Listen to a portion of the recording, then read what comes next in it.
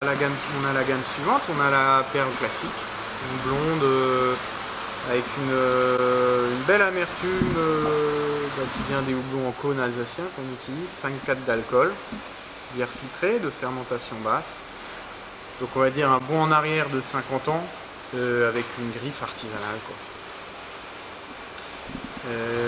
Après on a une recette de saison, la florale, qui est la recette qu'on propose pour le printemps et les beaux jours. Là on a, on va dire, une pils plus contemporaine avec une fermentation basse à nouveau, une bière filtrée donc qui présente bien jaune paille et avec un assemblage de houblons alsaciens mais aussi du nouveau continent, des USA, donc avec des notes fruitées, florales. Après on a une bière, la Hop, qui est aussi une fermentation basse. Là c'est une bière, on va dire, presque ludique, parce qu'en fait à chaque fois qu'on fait un nouveau brassin, on va essayer de découvrir et faire découvrir une nouvelle variété de houblon. Donc c'est, on va dire, comme un monocépage dans le vin, on va commettre une variété de houblon et à chaque fois qu'on la brasse, on met une nouvelle variété. Là on est sur un lot qui s'appelle le Simcoe, c'est un houblon qui vient des USA, qui a des notes très aromatiques, résineuses, fruitées, très intéressantes. Après on a voulu faire une recette de blanche qui a un travail sur les céréales, les grains.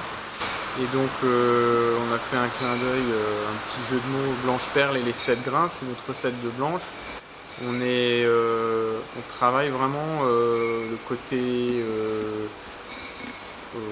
grain céréalier de la blanche sans mettre une levure qui participe trop à l'arôme et au goût, ni des houblons.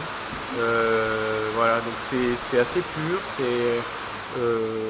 mais très désaltérant et léger et en même temps avec une belle typicité, quoi. On a une belle texture en bouche. Et la dernière dans la gamme du moment, c'est un peu notre coup de cœur. C'est une bière où on travaille avec un vigneron alsacien qui nous fournit du jus de raisin.